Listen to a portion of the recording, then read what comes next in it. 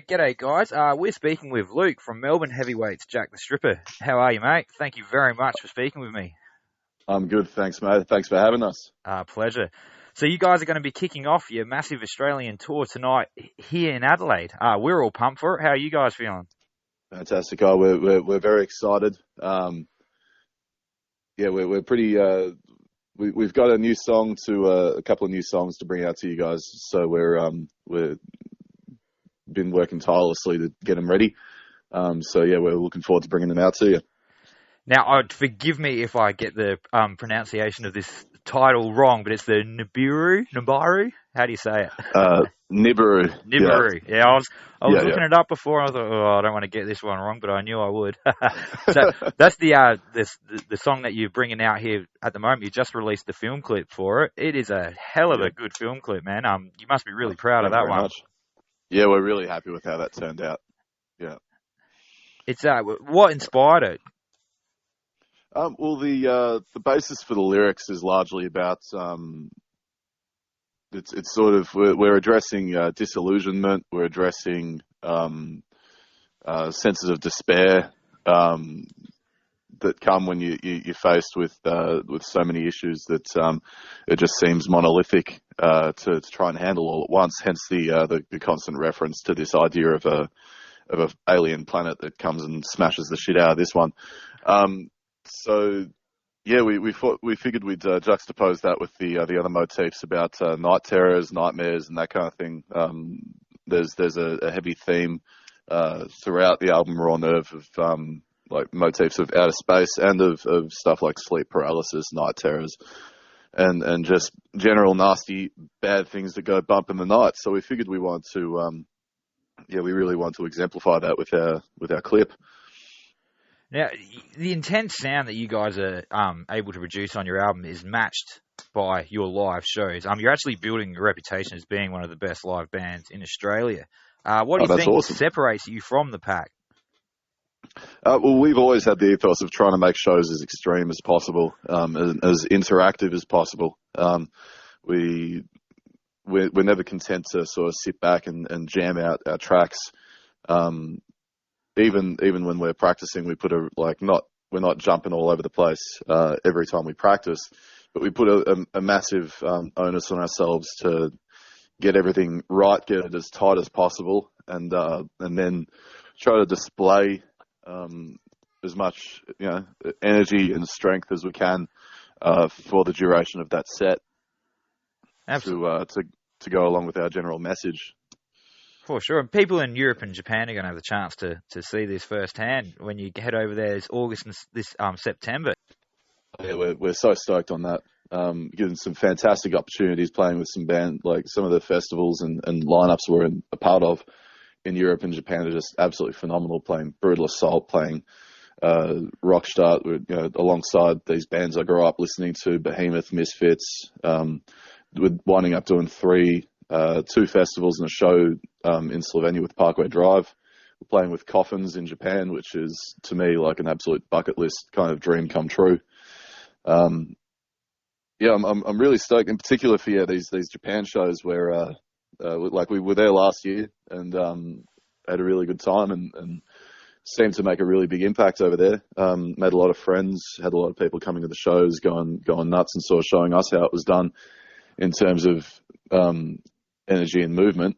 Now we're just we're coming back to sort of reinforce that. Actually booked my guitarist in for an eating contest with the guitarist of one of the other bands there, who's a competitive eater. He's one of those guys you see on TV. His name's Masanori. He gets on TV channels doing eating those hundreds of bowls of curry and whatever. So I figured that after a month of living out of van in Europe, it'll be a good challenge to put a competitive eater against a 110 kilo powerlifter. Who could eat more? You have to film that and put the footage up. That'll be great to watch.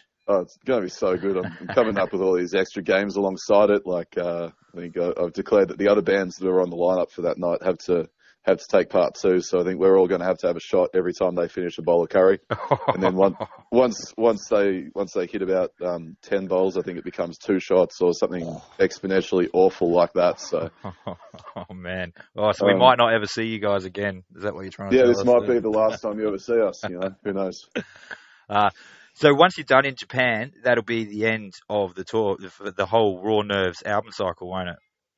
More or less, yeah. Like, we're going to try and take the opportunity to hit Perth at some point this year too, just to because we've been really remiss with getting over there, and it's a regrettable circumstance. So we really want to try and address that.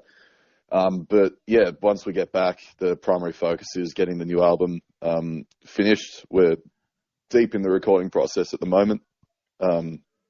So I'm looking at our little thing here, and there's about 8 demos that are looking really, really good and really tidy. So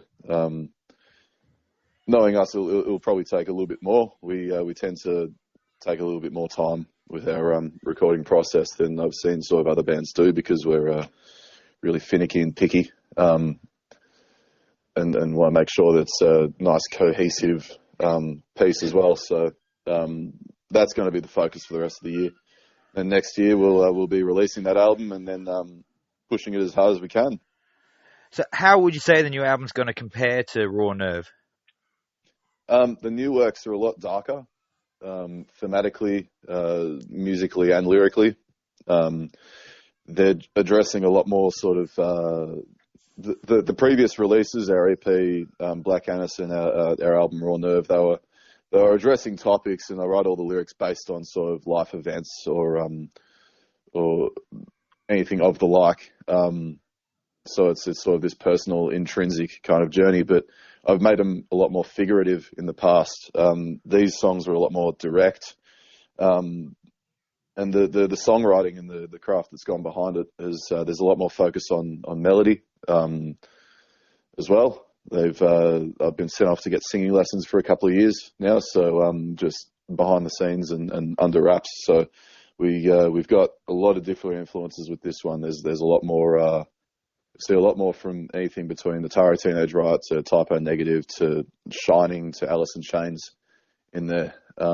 It'll still be us, but it's going to be darker, probably catchier, and we're really satisfied with how it's been coming out so far. So, sounds amazing. Oh, thank you very much for speaking with me, man. I know you've got a huge drive ahead of you, and then a big show tonight. Yeah, so you'll be coming down? Oh, for sure, man. Wouldn't miss it. Awesome. Bring some mates. We'll make it a real party. The bands we've got playing with us are like I rank them as some of the best performing bands in Australia. You've got Ghost Orchestra and stuff with you, don't you? Yeah, Ghosties. We've got Life Pilot, and we've got this great new band called Dead Ties. They've just released a new single too. They're really hardworking. That's kind of the criteria I've been using to pick all these support bands for the tour has been like, how hard do they push themselves? How much do they go off on stage? And how hard do they work? And to on the business side of things as well. We didn't want anyone sort of just cruising along. I wanted to make sure everyone was really sort of active and bringing something to the table. So, all these bands are incredibly worthwhile and definitely worth checking out. Never